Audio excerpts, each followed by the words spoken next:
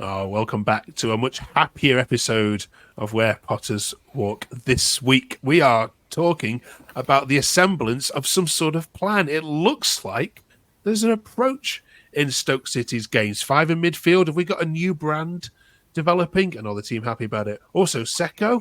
My goodness, what a player. We'll get our team's reaction to him. We'll get the lowdown on, of course, the Millwall game this weekend. Look at the November fixtures for Stoke and ask this lot in advance, of course, Bonfire Week, which player needs a rocket up their backside. Welcome to a very happy edition of Where Potters Walk.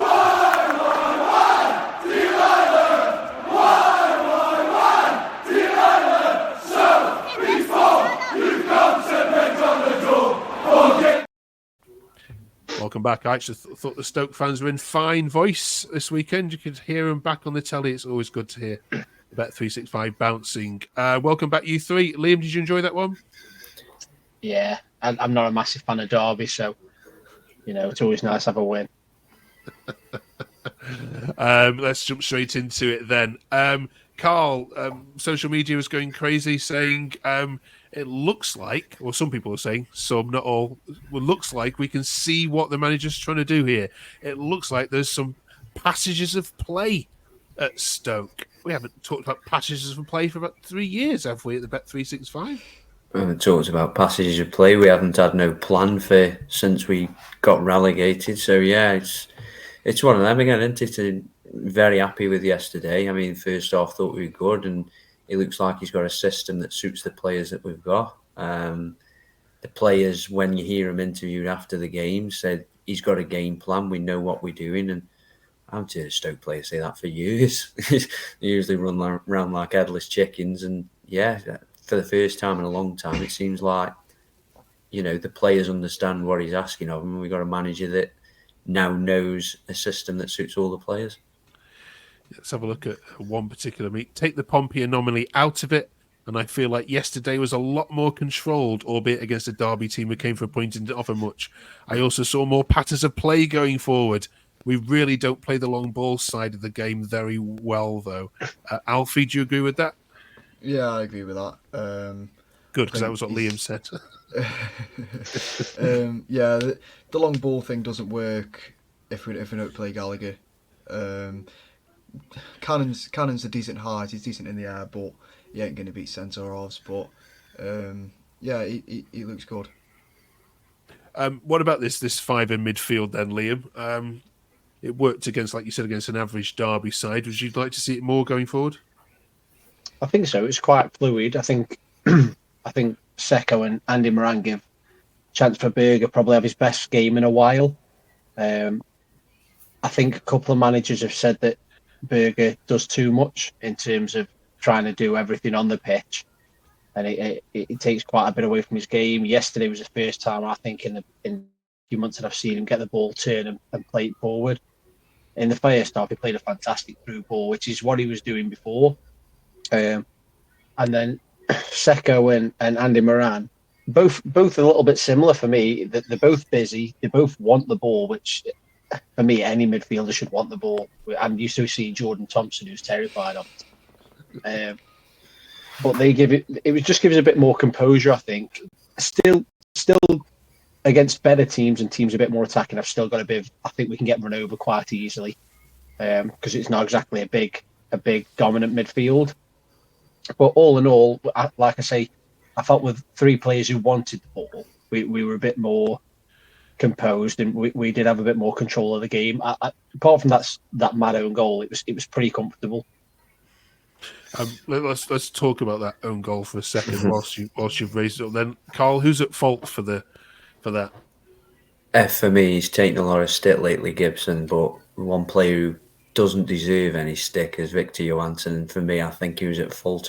His positioning for that, I don't know what he was doing. I've watched it back, and if he's on his line or centre of the goal, he collects that ball with ease because it wasn't a bullet header.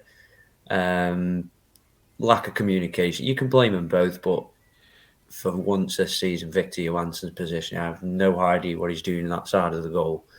So for me, yeah. I don't want to give him no stick.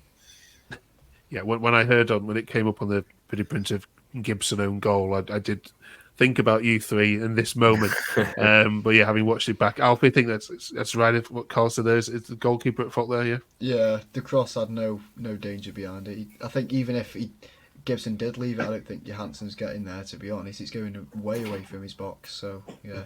Okay. Let's talk about Phillips for a second as well. Alfie, we'll stay with you while we've got you in the seat.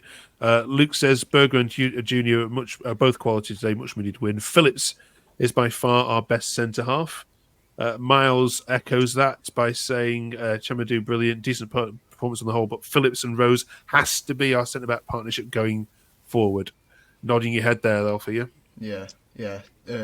Chamadou was absolutely brilliant. His best game in a Stoke shirt by a mile. And I don't know what Phillips has done to be not getting a start lately. I don't know if he had an injury or something, possibly. Yeah, he got concussed. Yeah, that's the one. Yeah, but yeah, now he's back. That's got to be the partnership, definitely. Okay. You mentioned Seko a minute ago, Liam. There was Twitter was full of praise for his performance. Like I said, somebody tweeted giving the Ballon d'Or now, and so on. But he was taken off. He was substituted, I think, around this in the second half, and fans were pointing to actually that's where the game changed a little bit, and actually Derby quite easily could have come more in. Well, certainly came more into the game. Then was that a mistake to take him off? Potentially, the subs were a little bit odd. I'd point it down to he's not played any football for us whatsoever, and then he's played midweek. I think he played 90 minutes midweek, and then he played in this game. And he seems quite a busy player. I don't think he stopped running from what I could tell. He was a lot better defensively than I thought. But yeah, it probably is when it changed. The goal came out of nowhere, though. I mean, I don't think Derby offered anything. I think even after when they had a bit of a spell of pressure, at the time I thought, well, we might lose. But looking back now, I don't think they offered enough to beat us. But I suppose it changed a little bit, yeah. Okay. Finally, just on some refereeing decisions then, Carl, there were two I want to get your thoughts on. The first one is a potential sending off for Nat Phillips for a tackle which wasn't given as a red card. What was your view of that? Yeah, I think right back, he was already on a yellow card, wasn't he?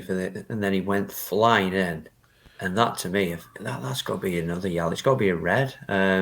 Straight red, no. I'm not one of them who's into this soft stuff. You know, I'm more into the old-fashioned kick him into the stand sort of thing. So for me, one to straight red. But if I do think, right, I'm sure somebody said he was already on a yellow, and if that's a yellow card all day. If he wasn't on a yellow, that was a yellow card all day long. I think the refs just bottled it a bit with that one. Okay, yeah, our Derby fan agreed with you and said he should have walked. 100%. And then the same player for the goal was bundled off the ball, or was bundled off from sticking his head where Gibson was planted his. Alfie, what was your view of this? The Derby fans were saying, again, they've been robbed. I think, well, I looked at the replay first and I thought, it was a bit harsh not to give a foul. But then there's a view, I think Stoke posted it from on the bar line, the goal line, sorry. Chamadou had been pushed into him from behind, it looked like. And I think he has overreacted a bit, to be fair. He's gone flying up in the air. Yeah, it looked to me as if he was pushed into him. But either way, he's gone down very softly. So, okay. All right. Harsh. Okay. Well, you've been on the wrong side of some decisions, haven't you, in the last couple of weeks? So I think we'll let you off. Let you off for this one. Okay. We'll move on from Derby then. November is now here. Let's have a look at the fixtures for November. We're recording this before the Blackburn game this midweek. You've got some old players to say hello to there in that one, of course. We'll talk about Millwall in a second, and then we've got an international break again. Is this a good time, Liam, do you think, for an international break for Stoke to get some players back fit, or is it going to kill the momentum that you're slowly building? We're a bit of a weird club with international breaks. It seems it seems to not really affect either way. If we've got some momentum, it doesn't make any difference. And if we're on a losing streak, we can quite easily come back and carry on losing. It's probably good injury-wise, because we could do with the Gallagher back. We're all looking forward to seeing what Lawal's like. But I still think he's had some positive news about his injury, but I think it's still going to be about 5 or 6 weeks till we see him. So, yeah, it all depends how we finish for me. If you win the next 2 games, you won't want it, will you? If we lose the next 2, we'll want it. Okay. Trip to QPR when we come back, a midweek game against Preston, and then, of course, the game against Burnley, who have lost today. So, nothing too scary on there. Carl, is there? Every game's a tough game in the Championship, isn't it? Obviously, this next midweek game, Blackburn,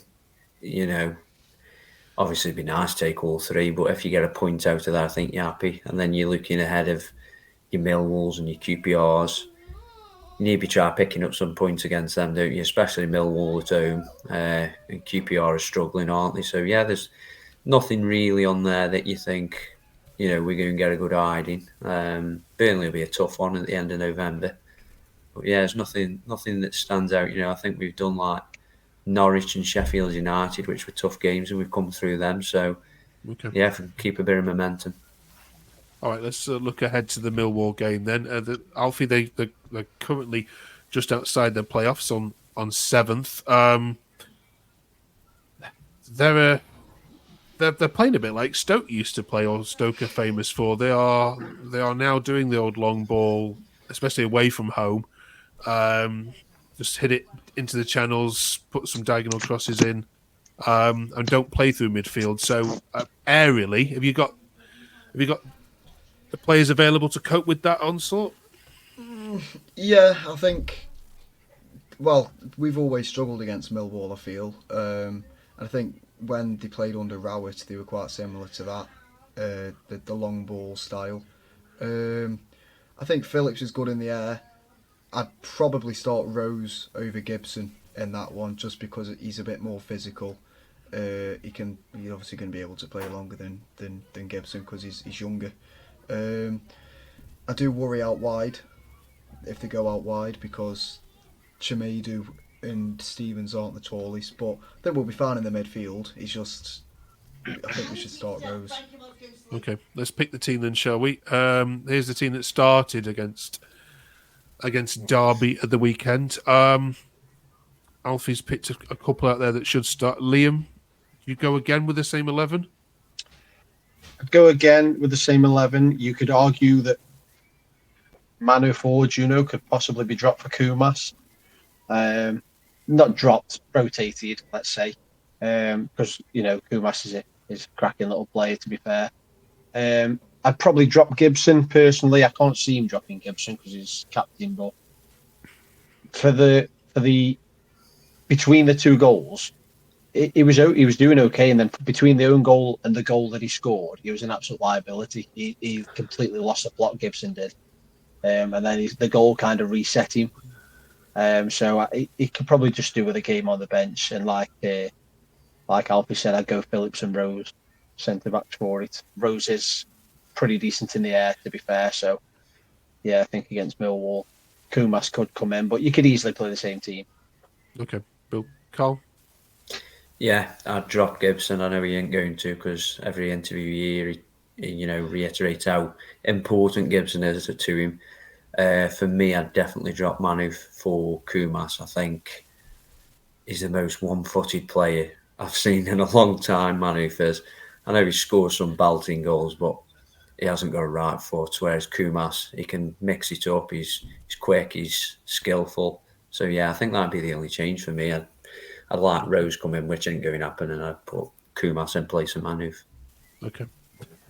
Just something I want you to clear up for me. This is a question to all of you. When the interviews with Stoke players have been done, and this happened again after the game, and the man of the match award was given to, I think, Moran. The players are commenting very much on how they enjoy playing for this manager, and there's lots of chat about we're really enjoying. It's almost like they're deliberately kind of making a point that they weren't enjoying working with Schumacher. Is that something that you've picked up as listening to players more and more, that there was certainly unrest in that dressing room under Schumacher?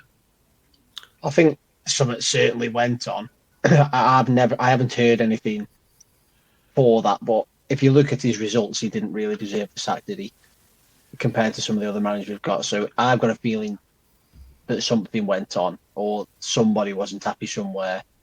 It seems like it.